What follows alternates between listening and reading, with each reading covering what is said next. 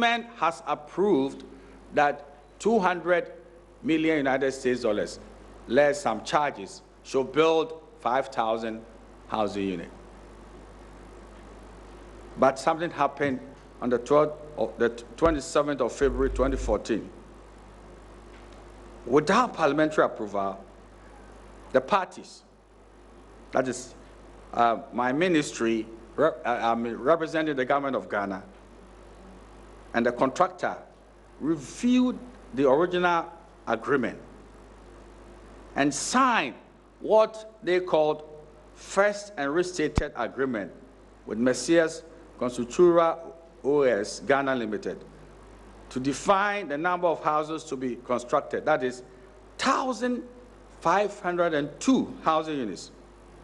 The price of the contract sum remained the same, 200 million United States dollars. And this was a time of the minister called Honorable Collins Daughter.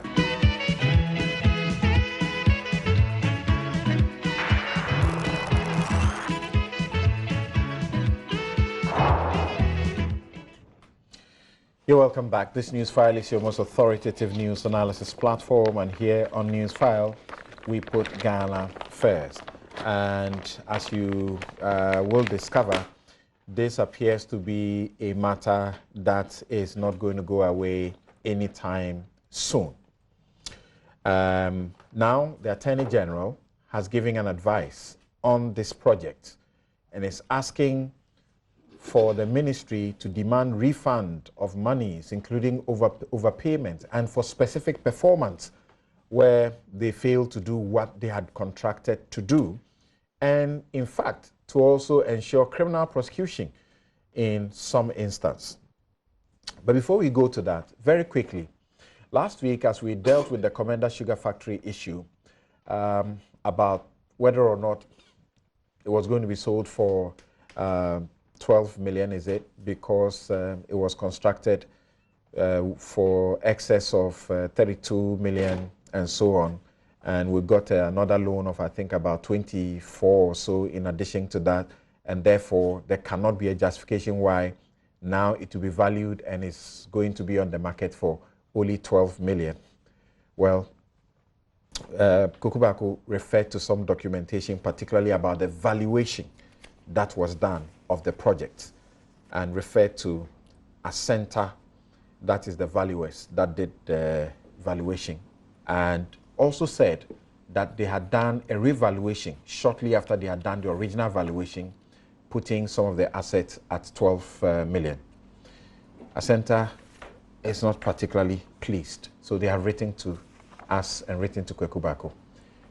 So give him the opportunity to quickly refer to that matter, then we'll proceed. Yes, it was time that was our enemy. Yes, that was true. Last week. Right. And it was also because, of course, because of the time constraint, you also rushed us. I refer to the technical audit report where the valuations had been cited. Right. And I made a point that the same group did the second valuation. Indeed, with the benefit of hindsight, I've listened to the recording, and our center are not wrong in getting the impression that the same group that I said was in reference to them, when indeed it was actually in reference to Price Water. Right. They commissioned both valuation reports. The first one was done by a center. Right. The second one, if you had allowed me to read, because you know I wanted to read. Oh, please go ahead. That day, I wanted to read, but you didn't. It says the second exercise that was commissioned by the ministry was the assets revaluation. As part of this process, the ministry requested Pricewater to update the asset revaluation of the factory.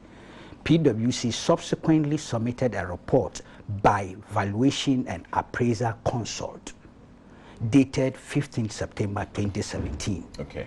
So, Valuation and Appraiser Consult did the second valuation. In which some of the figures came down. The original valuation by a center led to a total of 52 million or so. The area of confusion is the plant and machinery. Right. The second one talks of the plant and machine being 12 million. Right. The first one talks of plant and machine being 34.7 million. Right. I am told that the ministry asked Pricewater to try and get these two companies to reconcile. They didn't come to an agreement. Okay. This is what is done. Right. So I'm sorry. Yeah. The way it was articulated Right. within the context of time constraint That's true. created the impression. Because we were reading and we would have gotten to this I would have read paragraph it. and it would have been clear. So I can understand there was a Ascenta. first valuation that was done. It was done by Ascenta, authorized by Pricewaterhouse. And when they did it, they came to a total amount of about 52 million or so.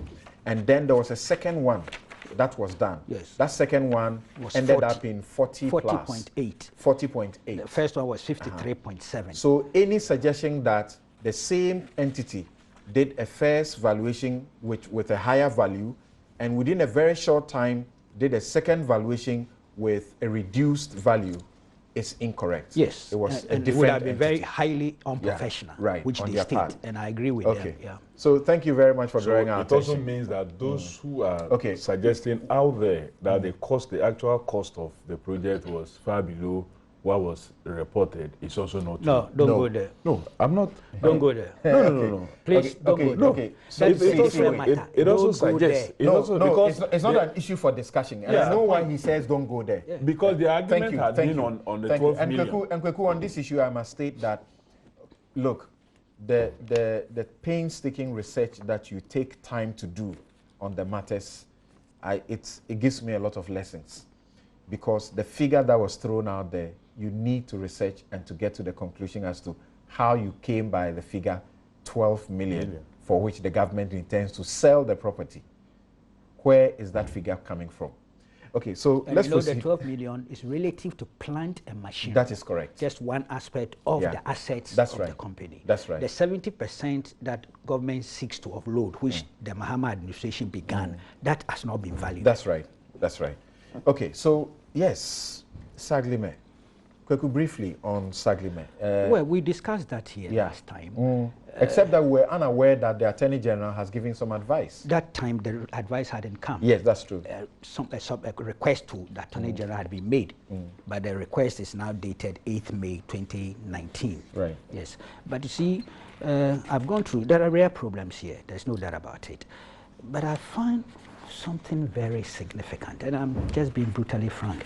I've read the Attorney General's advice, which virtually recommends that the ministry should hand over the case to any statutory institution for criminal investigations. Right.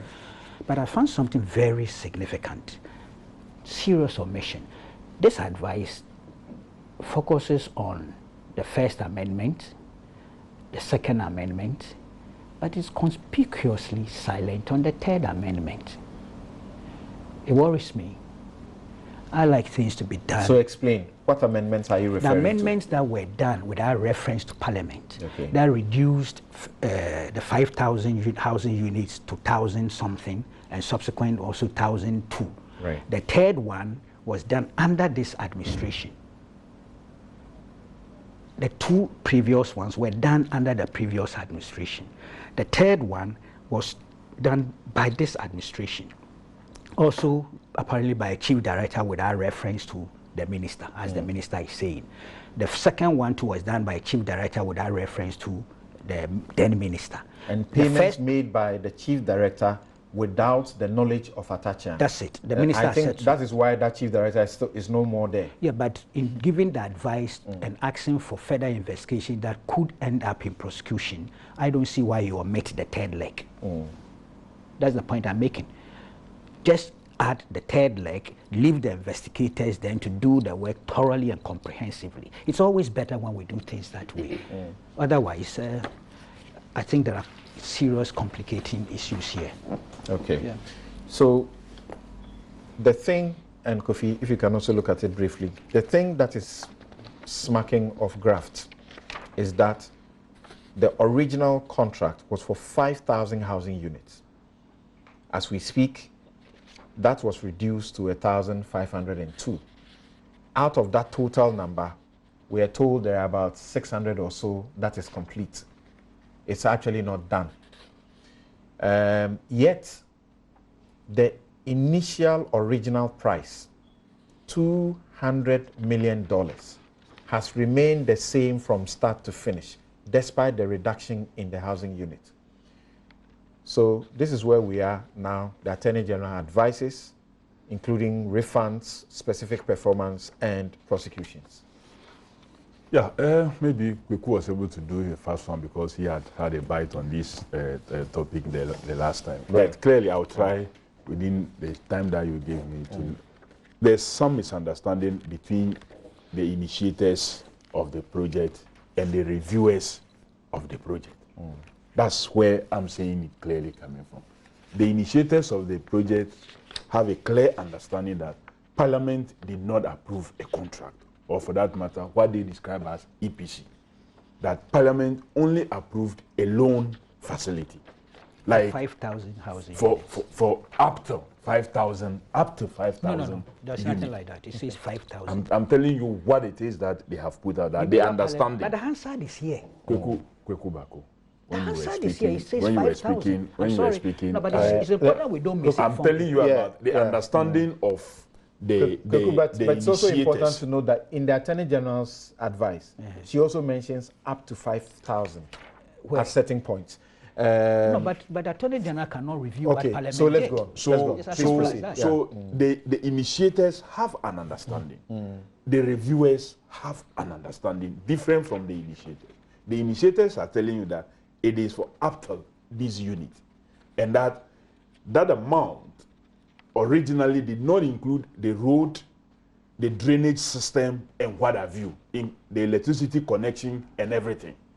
That is the understanding, and that following parliamentary approval of the facility, now the ministry, just like we are doing in the Sino Hydro case, where Parliament approves a certain package, and now the ministries, departments, and agencies involved are now negotiating for real contract agreements between them and contractors who will be implementing the project. The same thing happened in this case. That's what they are saying. And so clearly, we need to have a better communication between the initiators and the reviewers. It has also come out that the account from which payment is done to the contractor is signed only by the minister responsible for works and housing and finance minister. And that the chief director, unless after the exit of the previous administration, the current minister wrote to the account to change signatory, could not have done payment or signed checks and gotten payment without the knowledge of the minister, because per the agreement, it is only the minister responsible for works and housing and minister of finance who could sign. So how was it possible for a chief director to sign for payment without the knowledge of the minister are hanging questions. And that is where... It's subject to investigation. Yeah, that's where I agree with Kweku also, that why an attorney general will base her advice on just 2 previous reviews and not the 3rd one. If the reviews were wrong, why did it happen also under you? If the contract was bad and was wrong, why did you do double payments? Twice payments were done under this current minister.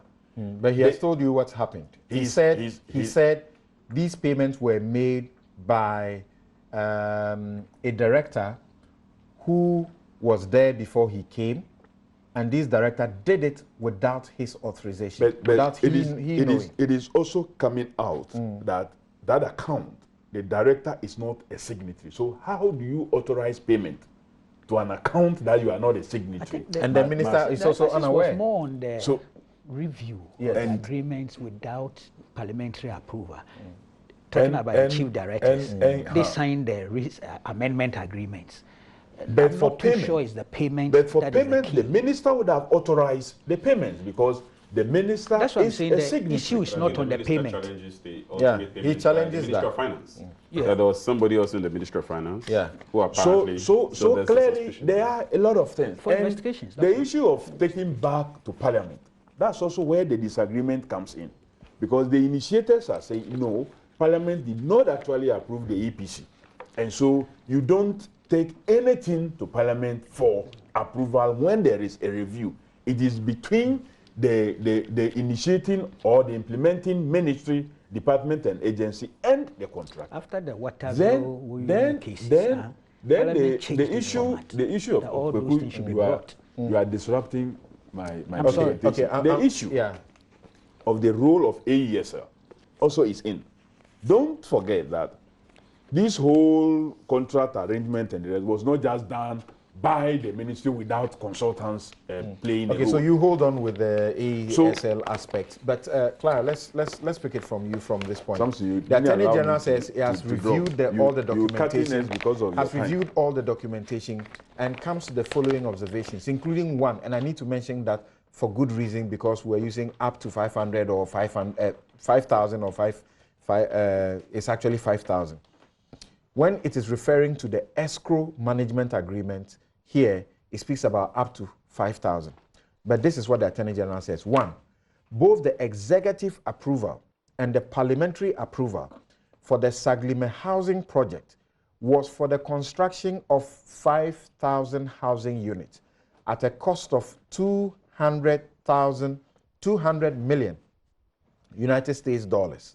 From the documents reviewed, there is no evidence justifying the variation of the scope of the agreement in the first and related restated agreement signed by the then Minister Collins Dauda, which reduced the number of housing units to be constructed from 5,000 to 1,502, even though the price remained 200 million. Since the first and related agreement witnessed a substantial reduction in the scope of the agreement from 5,000 housing units to 1,502 housing units, the ministry ought to have resubmitted the agreement to Parliament for approval. The ministry's failure to resubmit the first and restated agreement to Parliament for approval therefore renders the first and restated agreement null and void. So they said other things and came to demanding specific performance, refund of overpayments, and prosecutions. Yes. To begin with, in the absence of having seen the contract itself, I mean, one can only say so much. But generally, with respect to agreements, it depends on the wording. Whether the wording says up to 500 or 500 is critical. It's very important to determine whether or not, after it has been restated, you need to go back to Parliament or you don't need to go back to Parliament. Now, with respect to the variation, it usually would depend on the terms of the contract. The terms of the contract will state how a variation is supposed to be done and the terms of such variation. So whether a particular variation is right or wrong in accordance with the contract really depends on the terms of the express terms of that contract. Now, the other issue is whether or not the restated agreements. What was the third one? Okay, so maybe this is more substantial. The advice is that the agreement was to expire in June 2017. There can be no termination of a non-existent agreement as requested by the ministry. So the ministry asked the Attorney General to advise them on termination. Because the contractor was... The contractor wrote to terminate. Yeah. So they say you can't terminate what doesn't exist because it expired 2017 June. The agreement having expired in June 2017, the purported notice of termination by the contractor has no basis in law and is therefore of no effect. The ministry is therefore advised to write formally to the contractor rejecting the purported notice of termination. Since the parties to the agreement are bound by the agreed accrued rights and obligations, notwithstanding its expiration, the ministry is advised to demand specific performance of the obligations of the contractor as contained in the expired agreement. Alternatively, a demand may be made by the ministry on the contractor for a refund of all overpayments as well as interest subject to the conduct of a value for money audit. In the absence of a valid explanation for the variation of the terms of the original agreement, it is advised that the matter be referred to the appropriate authority for criminal investigation. Now, the terminations of agreement. Expiry is one of them. Expiry is one way by which an agreement terminates. So if an agreement has expired, it has terminated. Yeah. So it's terminated. That is taken as one of the forms of termination. Now, yes, there are accrued rights, as the learned Attorney General has expressed. So now how you access those accrued rights again depends on the facts and then the terms of the contract. Okay. But yes, correct, that yes, once an agreement has expired, it has terminated already. Because, and then two, there are accrued rights, depending on whether or not the contract was performed or it was not performed. Right. If the contract was performed, then that ends the matter. If the contract was not performed, there would be accrued rights, and how or what happens really depends on the terms of the contract and the facts, which I do not have. Are they going to pursue a questioning of what you lawyers call quantum merit here, or that when they say specific performance, it means $200 million was voted for this? Specific performance means the original contract says 5,000 housing units. So produce them. Up to 5,000 units and 5,000 units are different statements. And so that is material and cannot be taken for granted. Unfortunately, I think on this particular issue, I'm dealing a lot with guesswork as to what exactly the facts are. But if it is 5,000 units and someone else is saying up to 5,000 units, these are material differences, and when established, they will make a difference. If it's 5,000 units, then it means there's a breach of contract. And you determine a breach of contract, in this case, on the basis of the number of houses that are supposed to be constructed, the timelines of delivery, and whether or not indeed that has been delivered. And if that hasn't been delivered, then there's a breach. If there's a breach... But even the reduced number is not complete. Right. You have about 600 complete.